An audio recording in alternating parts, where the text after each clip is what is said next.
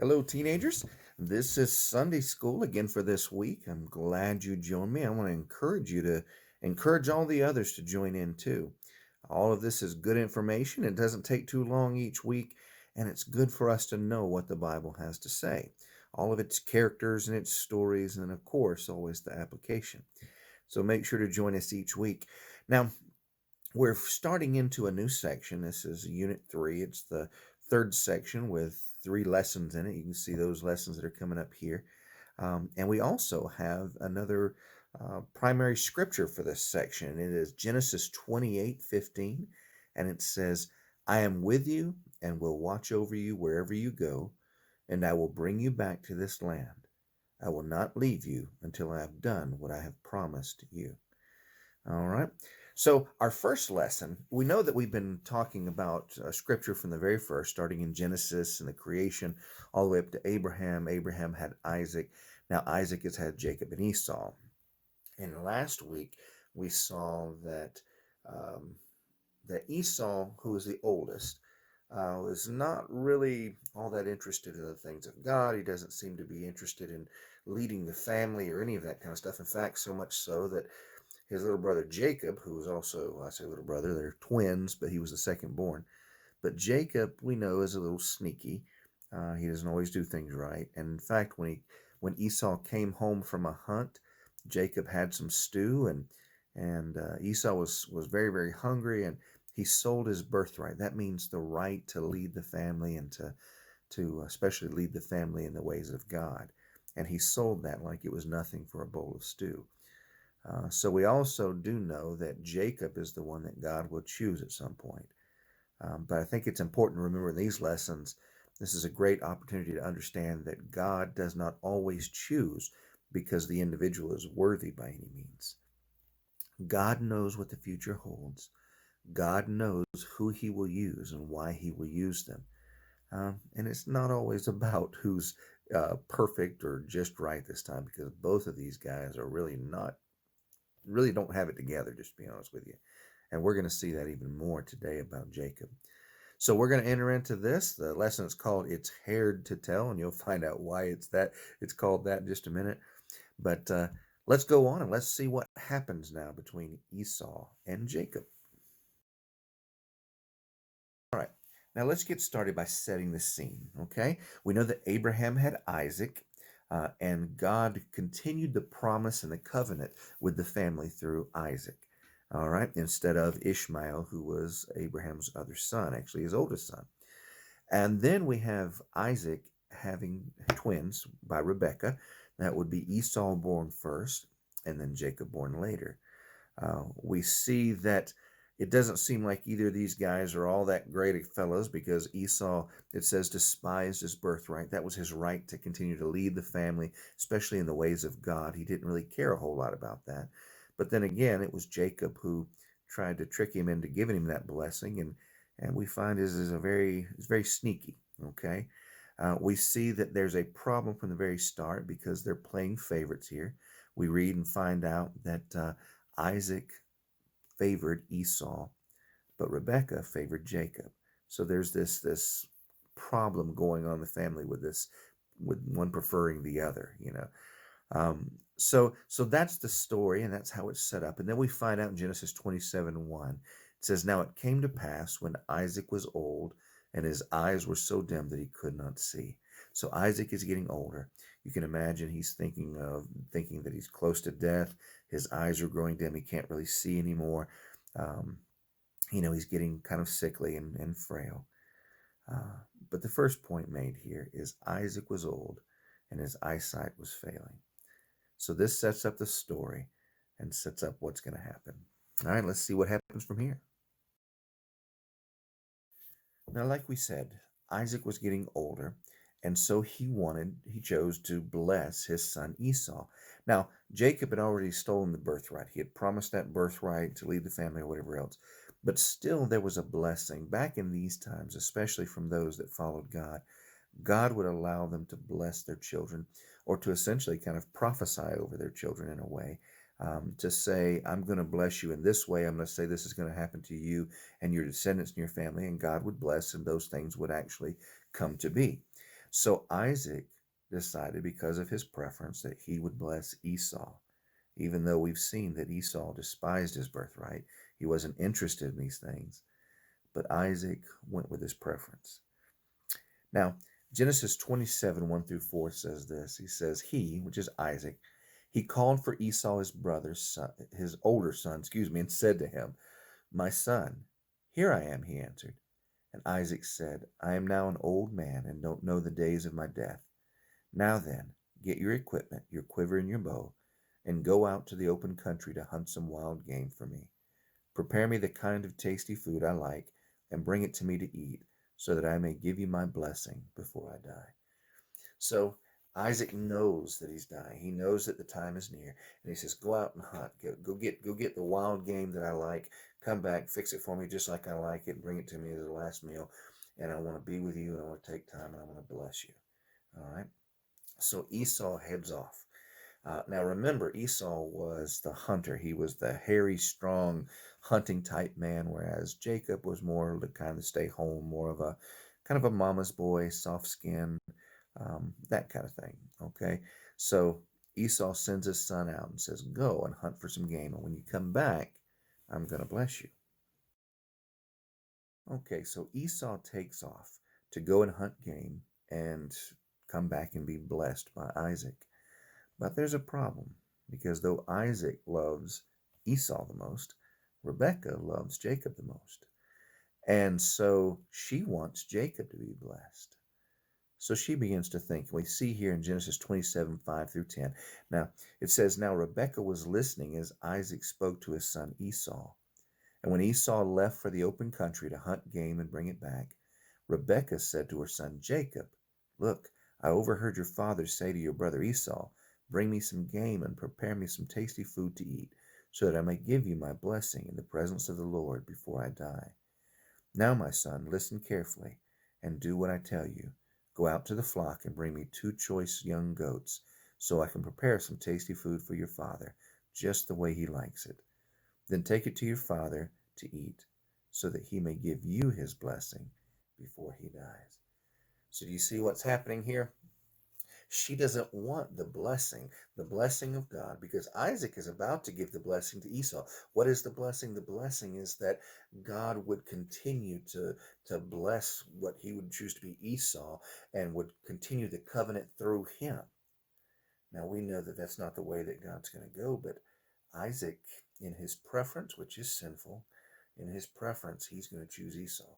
Now, don't think that Rebecca knows any better, that she's trying to follow God's will or anything. No, she's just as sinful. She has a preference too, and she wants her son to receive the blessing, her son that she loves, rather than Esau.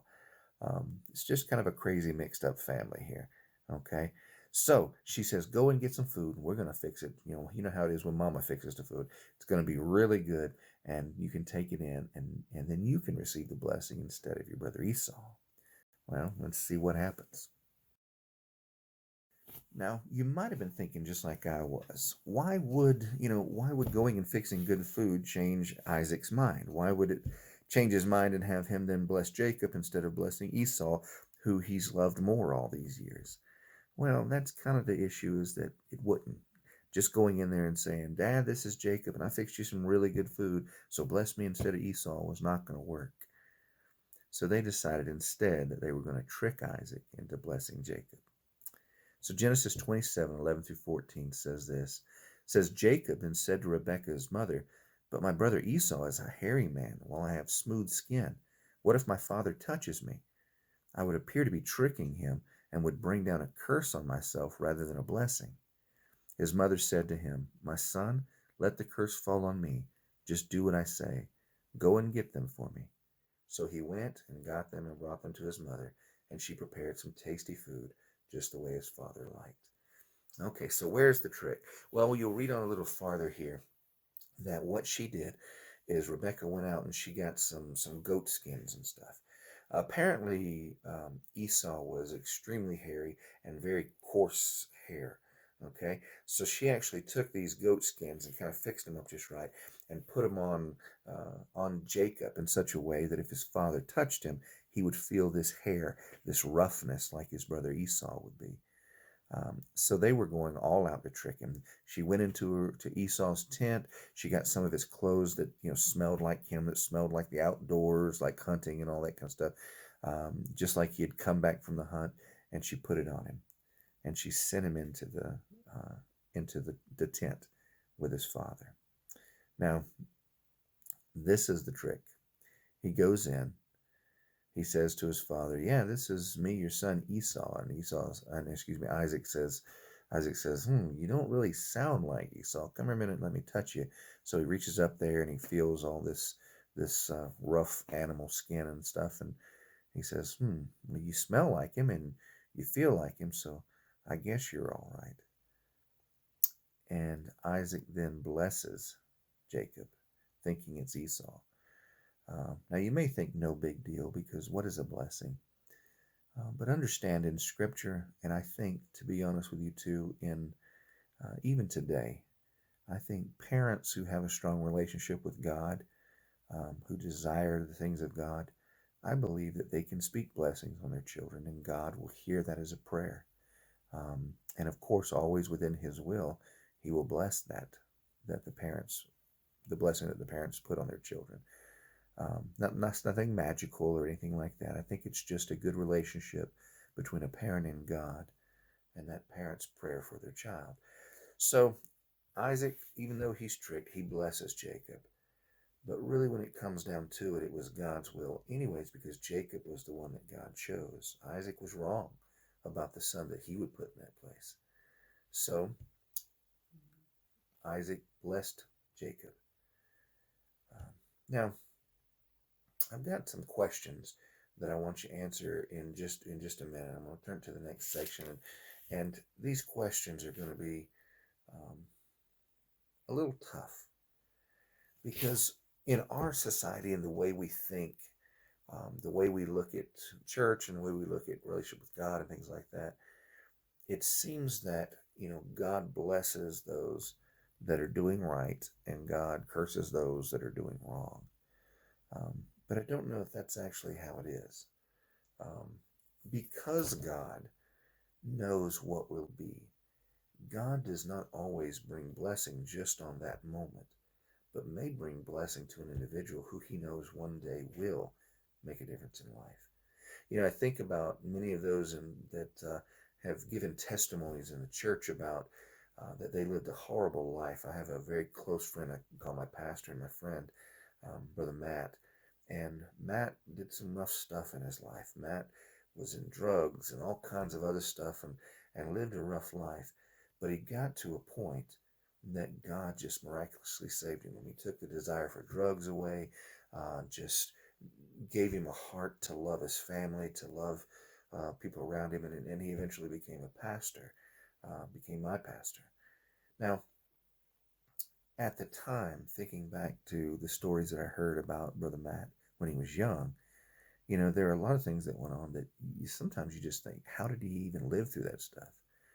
How did he get to the point now where God is blessing him? God's given him a beautiful wife and children, a home, and a good church to serve in, and so many things. How did he get to that place from where he was? And the answer is that even back then, when he was in all that mess and so far away from God and in sin, God still saw what he would be. And God kept him alive and blessed him till such a time that he would realize his need for him. So in these questions, just understand, it's not always as simple as you do bad, God zaps you with a lightning bolt. You do good, God sends a big blessing. God will guide and ordain your life according to His plan, perfect as it is, and will make you what He wants to make you. And we will see, even though Jacob is this sneaky little mouse right now, he will become a great leader, and he will be the father of the 12 nations of Israel. All right, now for our discussion time. These are the questions I just talked about a second ago. The first question is, why didn't God reject Jacob after he tricked Isaac? That's a good question, because doesn't God zap us when we do bad things? And we know that Rebekah and Jacob did a bad thing here. They lied, they tricked, they were sneaky. So why didn't God just outright reject Jacob after this? Second question is, did Rebekah and Jacob trust God's promise? By what they did they trust that God would bring about his will and bring about what was right? Or did they try to get it all figured out themselves? We need to be careful that we don't come to the conclusion that we have to help God out. Let him, and he'll bring about what's right. And our last question, how can we grow to trust God more? What do you think you can do to learn to trust God more?